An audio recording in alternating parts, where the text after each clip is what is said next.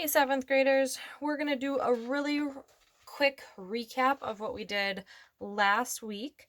So last Wednesday, we ended with you guys learning how to use slope-intercept form to graph, okay? So I'm going to go over that again. So we're going to be doing this together. It says, look at the three graphed lines below. How are lines A and B alike, and how are lines A and C alike?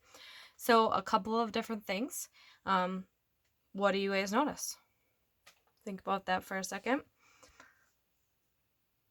Lines A and B, they have the same steepness. They have the same slope, okay?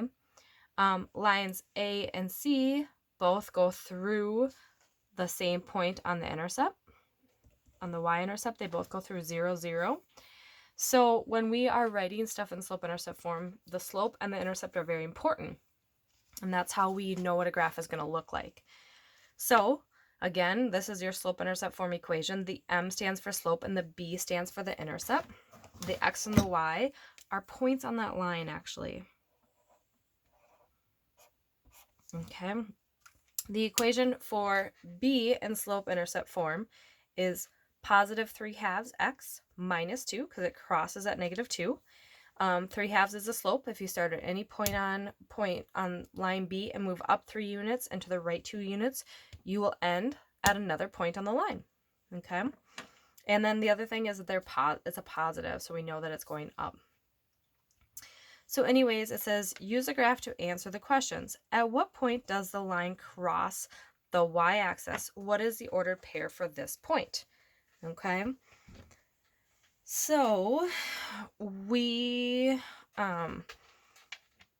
let me just think of what graph they're talking about. Line piece above this means slope the negative sign in the front. So this is the y-intercept. Use the graph to answer your questions. Oh, did I miss something? Is there not a graph? There should be. Okay, we'll just refer to graph C, let's say. At what point does the line cross the y-axis? Well, on graph C, it crosses right there. So it crosses at 0, 0. How can you find the slope of this line? Well, we're going to be looking for two nice points. So I see one there, and obviously this one, and then this one. So I went down 2 over 1 over 2. So you can count the number of units up or down, then left or right, to get from one point. Oh, sorry guys, you can't see what I'm writing. To another. Okay, if you didn't get that down, just pause the video and write it down. So what is the slope of this line? Well, I kind of just did that, and I counted down 2 over 2. But we know that that can be simplified to just a negative 1. So write an equation. So we're doing graph C right now. Maybe I'll just write that up here. Graph C. So our equation is going to be a slope of negative 1. And then our intercept is plus 0. You don't have to have that plus 0 on there. You just can if you want to.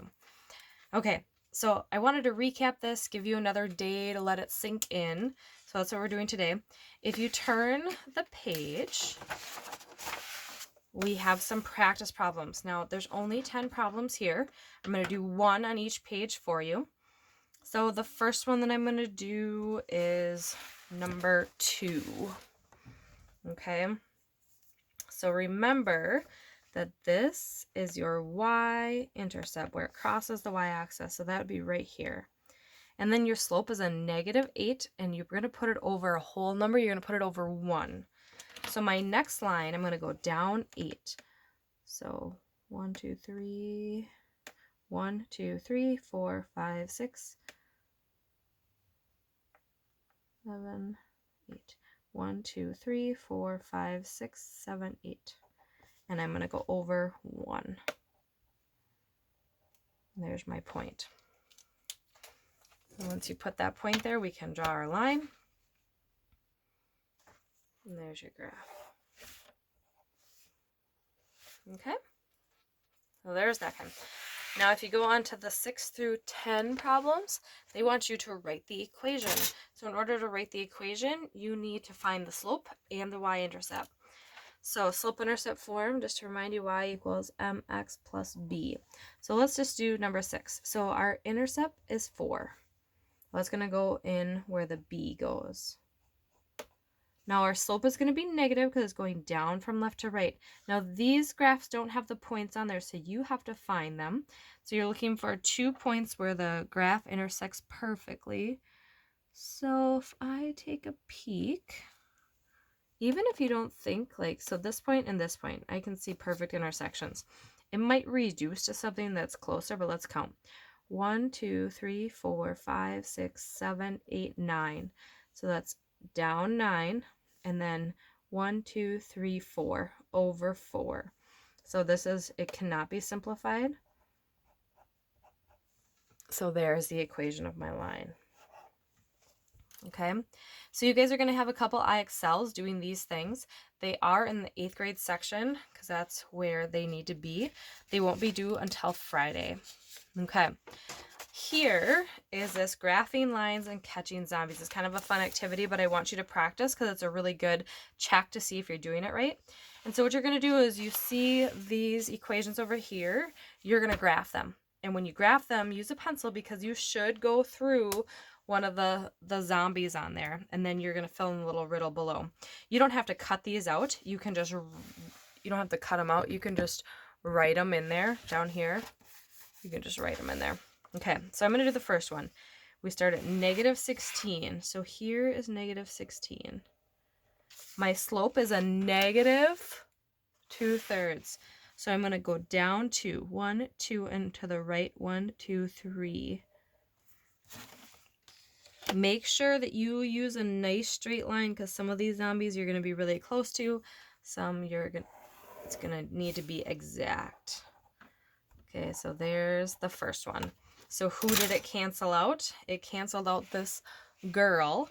So you find her down here and you write the equation. So y equals negative 2/3 x minus 16. Okay, so it's kind of a nice way to double check if you're doing it correctly or not. Okay, so if you guys have any questions, let me know. Send those questions my way and I can help you.